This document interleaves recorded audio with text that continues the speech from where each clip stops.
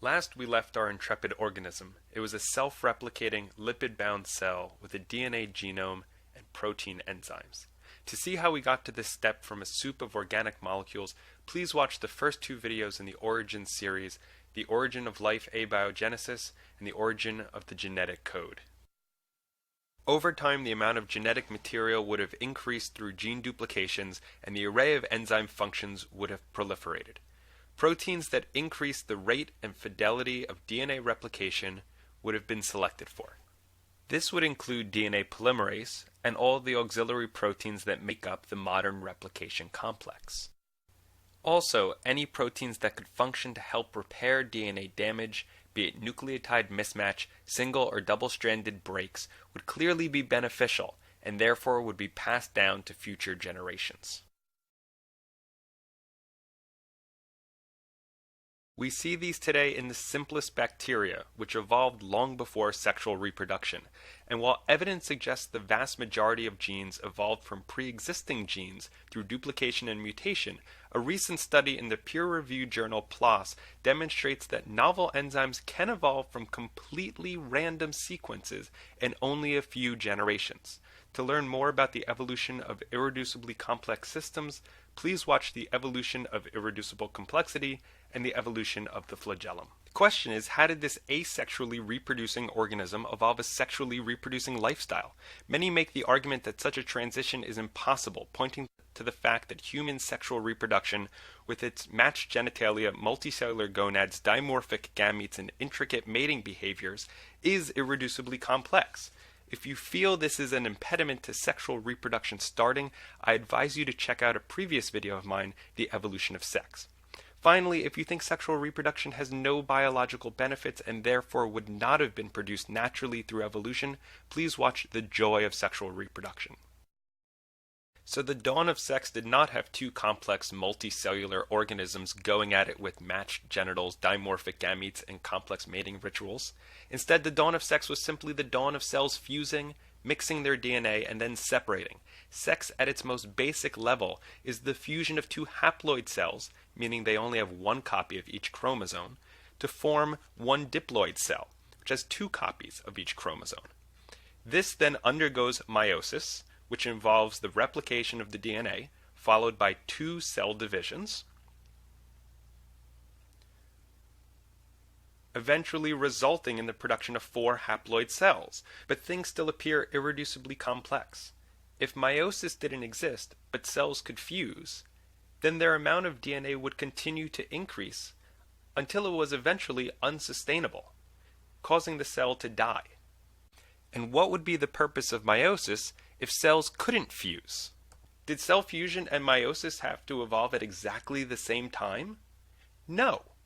Based on a number of real, peer-reviewed scientific studies, some of which I've linked in the video description, here is the most plausible scenario given the current data. Meiosis most likely evolved first. Why? There are two leading hypotheses. The first postulates that it was a mechanism to correct for errors when the DNA replicated but the cell didn't divide, while the other proposes that under some environmental conditions, organisms would prefer to be haploid, while at other times they would benefit from being diploid. These are called ploidy cycles. To go from haploid to diploid only involves DNA replication without cell division, but to go back requires something similar to meiosis. Now the question is, how did meiosis evolve? People can again claim that because meiosis is such a complex series of protein interactions that it is irreducibly complex. Doesn't this argument ever get old? Let's go over this one more time. Irreducible complexity was actually a prediction of evolution published in 1918 by Dr. Hermann J. Mueller.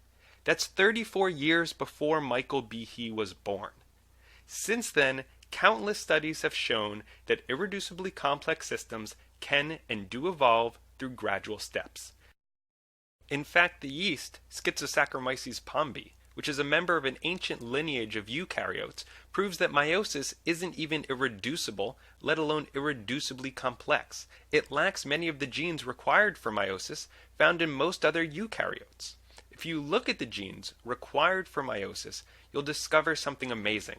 They either look like genes responsible for normal DNA replication, mitosis, DNA mutation repair, these are the proteins that allow for the intermixing of genetic material through the formation and resolution of crossovers, or chromosome condensation.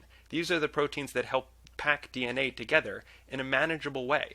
And each of these three groups would have evolved long before meiosis, once again showing that evolution makes use of pre-existing genes for novel functions.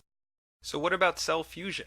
This was actually a consequence of the evolution from prokaryotes to eukaryotes. The same changes in the bacterial plasma membrane that allowed the formation of internal membrane-bound compartments called organelles, such as the replacement of the cell wall with an internal cytoskeleton and the evolution of glycoproteins in the plasma membrane, also made it possible for two touching cells to occasionally fuse.